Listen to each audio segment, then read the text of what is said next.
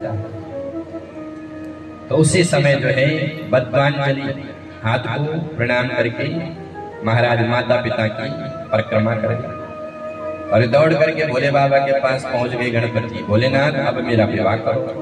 भोलेनाथ ने कहा गणपति तुमने शर्त नहीं सुनी कि पहले पृथ्वी की परिक्रमा करो? तो गणपति कहते महाराज मैंने पृथ्वी की एक परिक्रमा नहीं बल्कि मया तो पृथ्वी क्रांता 7 बार पुनः पुनः मैंने इस पृथ्वी की परिक्रमा 7 बार कर ली है। भगवान भोलेनाथ कहते कब? बोले महाराज मैंने माता पिता की परिक्रमा कर ली भवता पूजनम कृत्वा। और जो माता पिता की पूजा कर लेता है उसको समस्त तीर्थों का फल मिल जाता है। भगवान गणपति कहते कि भोलेनाथ या तो आप ये कहो कि वेद झूठे हैं, जो वेद में प्रमाण है। वेद कहते हैं पित्रोश्च पूजनम कृत्वा प्रकृतिम च करोति च। वेद भगवान कहते हैं, शास्त्र कहते हैं कि जिसने माता पिता की पूजा कर ली उसने समस्त प्रकृति की पूजा कर ली।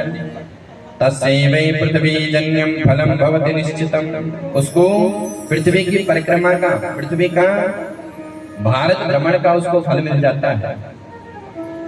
गणपति जी कह रहे हैं, भगवान गणपति कहते हैं कि जो पुत्र बूढ़े माता पिता को घर में छोड़ करके तीर्थ यात्रा करता है उसको पितृहंता का पाप लगता है। इसलिए कभी भी यात्रा करें तो माता पिता की आज्ञा अवश्य लें। माता पिता की अगर इच्छा हो रही है तो उनको भी तीर्थ यात्रा करवाए। तो भगवान गणपति कहते हैं कि पिताजी या तो आप ये कहो कि वेद झूठे हैं और या मुझे इस पृथ्वी का परिक्रमा का फल प्रदान करो। पुत्रस्य च महातीर्थं पित्रो शरण पंकजम अन्यतीर्थं तु दूरे वै गत्वा संपूजते पुनः।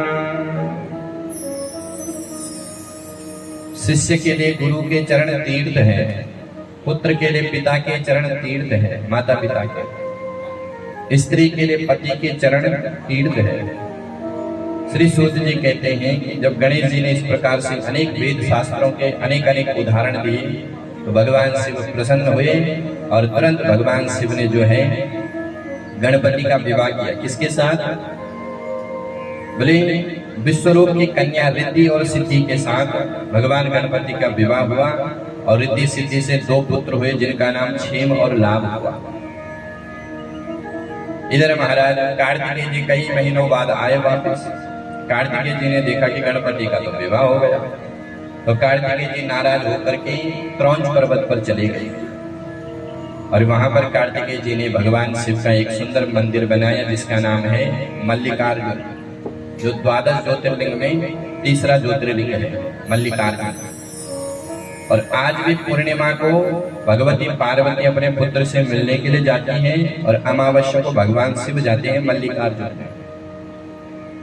ये 12 ज्योतिर्लिंगों में एक ज्योतिर्लिंग है और कल से जो आपको कथा सुनाई जाएगी वो 12 ज्योतिर्लिंग की होगी। कल तो विश्राम दिवस वैसे भी है। तो आइए एक बार हम गणपति का सुंदर स्तवन करें और फिर आज की कथा को सुनें। बोलिए गणपति भगवान की जय। लगा गौरी पुत्र गणेश जी मेरे मन में पधारो। बोलिए गणपति भगवान की जय। हो गौरी पुत्र गणेश जी मेरे घर में पधारो। गौरी पुत्र गणेश जी मेरे मन में पधारो।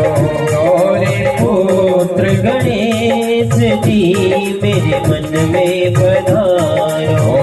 गौरी पुत्र गणेश जी मेरे मन में पधारो।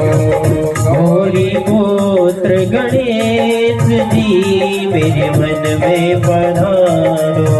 मन में पधारो भवन में पधारो। मन में पधारो भवन में पधारो। मन में पधारो मन में पधारो, मन में पधारो, मन में पधारो। गौरी पुत्र गणेश जी मेरे मन में पधारो, गौरी पुत्र गणेश जी मेरे मन में पधारो। बोले गणपति भगवान की।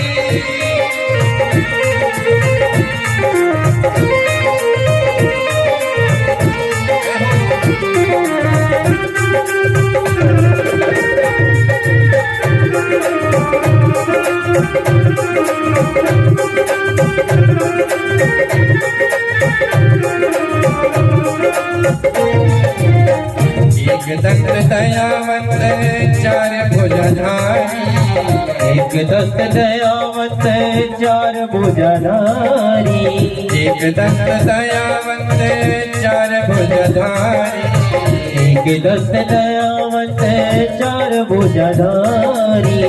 माथे सिंदूर सोए मूस की सवारी, माथे सिंदूर सोए मूस की सवारी।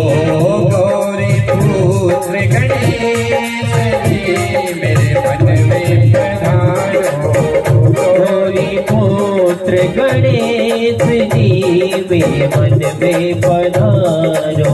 मन में पधारो मेरे मन में पधारो, मन में पधारो मेरे मन में पधारो। गौरी पुत्र